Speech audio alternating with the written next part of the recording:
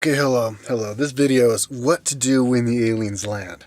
I just did the video about George Cavasala saying that between December 21st, 2012 and March 1st of 2013, the Earth is going to rectify the wobble, and then on March 1st, 2013, the Earth is going to ascend and become a star. And I was talking about, about aliens landing and stuff, and then I got some ideas of other stuff to say, and I guess I had some holes about what I was talking about before. Yeah.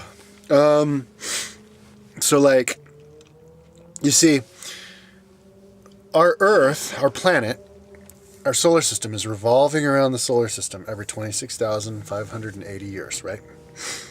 And each time it goes above North Pole of the ecliptic of the galaxy, and then it passes through the photon belt, which is created by the black hole in the center of the galaxy that then spins around so fast that the centrifugal force shoots out a sheet of plasma energy.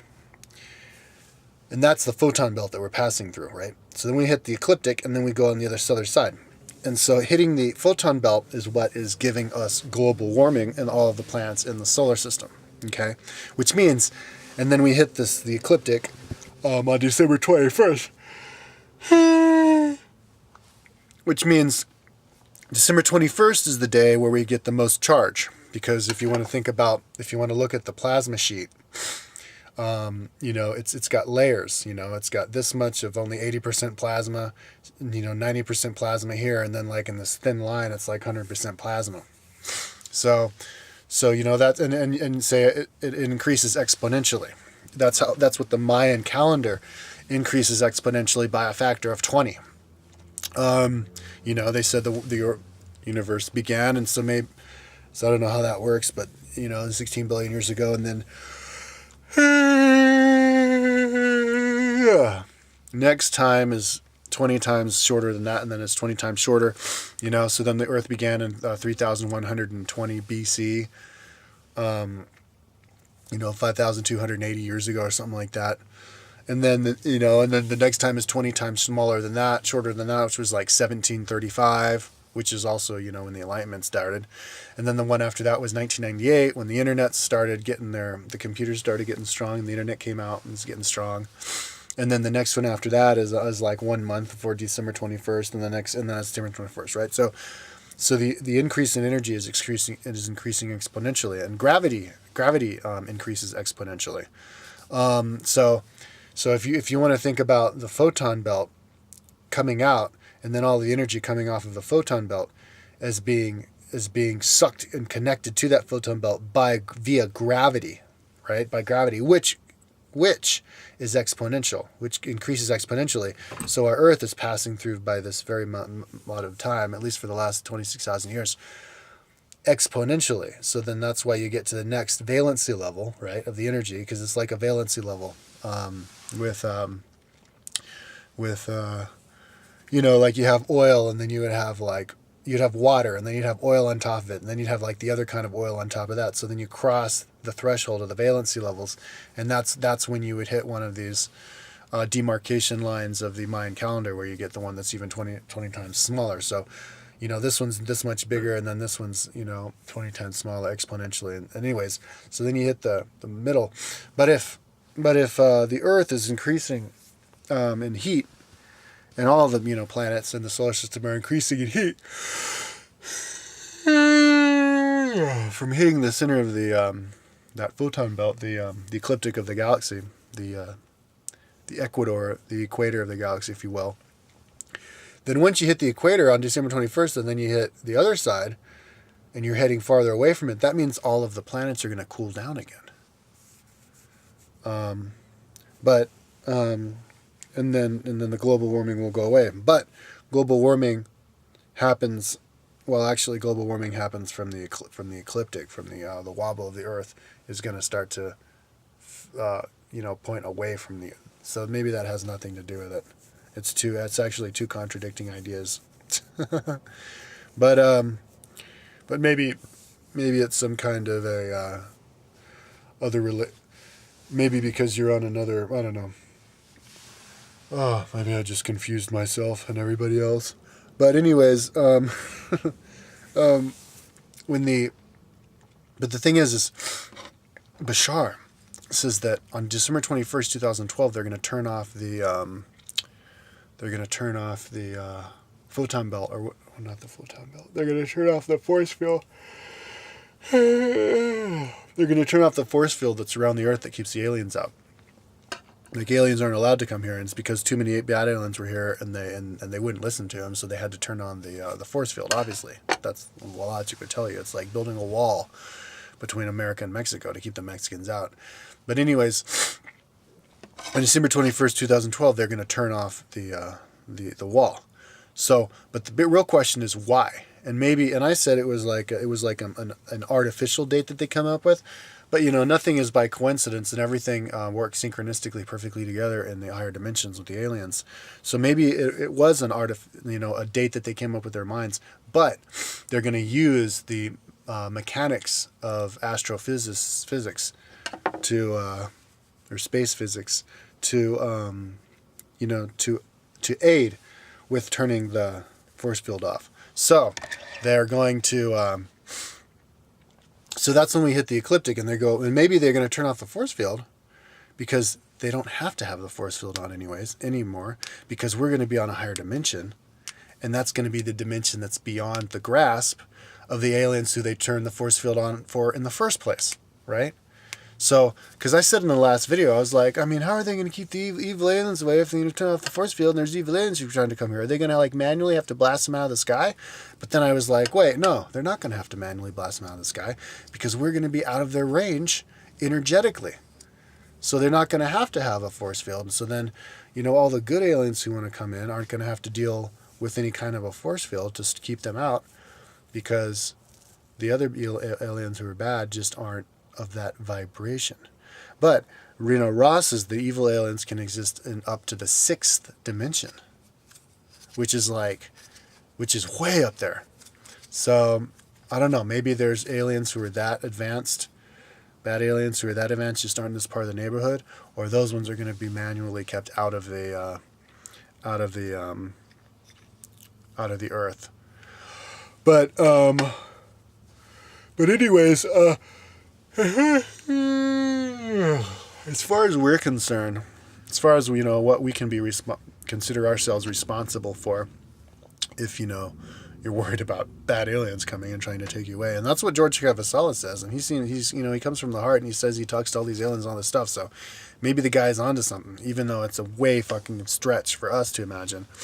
But he said that evil aliens are going to come and they're going to want to take you off to split slave ships on other planets and stuff. And I was like, well, so maybe there are going to be evil aliens, who are over there in the 5th and 6th dimension, like what Ross says, who can slip through the veil's not going to be here, who can exist here with us, because we're only going to be on the 4th dimension. They can be here, and they're going to be allowed to come here because the force field's off, according to Bashar. So they're going to be some, so what should we do? Well, maybe we should just I'm looking at myself, so I'm going to turn this. Maybe we should just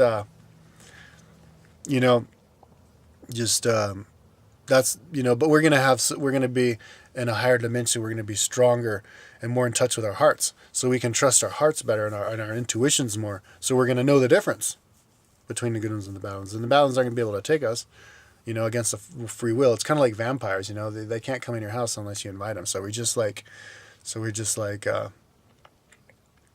like I believe in traditional vampires. I'm just drawing an analogy here, just because, we know the difference energetically between somebody who's a manipulator and a fear-based kind of an entity, and something who really wants to help you and wants to see everybody on equal level, and so yeah, I mean, imagining the possibilities of that, imagining the scenario, it's a mind bend, but it's like, yeah, I mean, we are getting more and more sightings. Crop circles are increasing. We had that spiral thing in fucking Norway last year. On and on, So after that, when they turn it off, yeah, more sightings. And so yeah, but what if they're evil aliens? Well, just just invite the good aliens to come down, and then the aliens aren't invited and they can't come down, basically. But as far as like anything beyond that, I think we're gonna all be okay. We're just gonna invite the good ones to come down, and the bad ones are just gonna. But are the good people gonna see the bad ones? Well, I mean, like Lisa Renee had an analogy, and Bashar had this exact same analogy as well. Example, only I understood it differently from Bashar. It's kind of like that whole Armageddon thing. Like Bashar actually says that due to synchronicity, you could be totally safe, and somebody right next to you could be in a burning house. And I kind of see that as just fate. What we would see in this world is just chance. There's an earthquake, and a rock from the building lands on the guy next to you and kills him, and it doesn't kill you. And it's just because your higher selves knew where to place you, and it was just fate and destiny is actually not by chance or coincidence, but you really were meant to survive. And the guy who died, he just had to check out of this world, and that's how he checked out. Some people by cancer or whatever, some people just because they died by chance, but what appears to be chance from a rock falling on their head in the earthquake, and then they just don't reincarnate on this world, on this dimension, in this utopian world, and they reincarnate on another planet and another off somewhere else that's third dimension, in a primitive society, or what, on the earth in the third dimension in a completely different, who knows, world that had lived here before, and they're just going to inhabit the third dimensional earth, like maybe it's like it was 250,000 years ago. They're going to create like a new monkey man, and they're just going to start from scratch. Who knows? Or just pick up where we left off here on this society, only it's going to go downhill, man. I mean, it's crazy to think about all this stuff. But Lisa Renee had said something when I saw the other week, where she was like, yeah, one person has a burning house, the other one's right next to it, and I was kind of, just the vibe that I got after that was like, what, it's actually going to be like a cataclysm, like a bifurcation of dimension. So, but what I believe is just like what Bashar, the feeling I got from Bashar, and it's not what they said is different. It's just the feeling I had within me, and I'm sure it has nothing to do with the people who I was listening to, but yeah, it's just that whole by chance synchronicity thing, increases of cancer. And I'm saying people who cancer aren't going to ascend.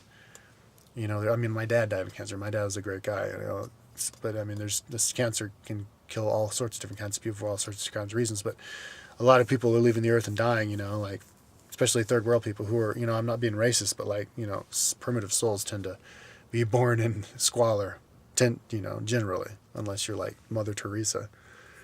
But so those primitive souls are just happen to be in these third world countries, and they just die, and they and they're not going to reincarnate on this next world because it's just people can't handle the increase in energy, and so they so it's just that more, maybe we're just going to get more cataclysms and more sicknesses and stuff, and it's just going to kill people off and naturally or whatever, and earthquakes and stuff. But like you could be in a earthquake, and so it's to think of it that way in a physical sense, earthquake and the rock falling on that guy's head but not your head, instead of like a dimensional thing, like everybody's experiencing the tornado, and you're inside of the tornado, and you're like magically like a ghost and not feeling it, but this guy's getting blown away. No, it's more like you're both in the tornado and you're both feeling the effects of it, only he got hit by a piece of metal that killed him and you didn't. You know what I mean?